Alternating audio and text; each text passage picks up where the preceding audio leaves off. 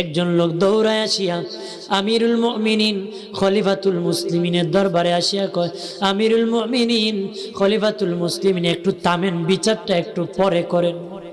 কেন করেন জানেননি? কারণ মদিনার দূর থেকে একটু ধুলা উঠতেছে, মনে হয় কেউ ঘোড়া দৌড়ায় আসতেছে, মনে হয় গো আমিরুল মুমিনিন ওই যুবক ছেলেটা ঘোড়া দৌড়ায় আসতেছে।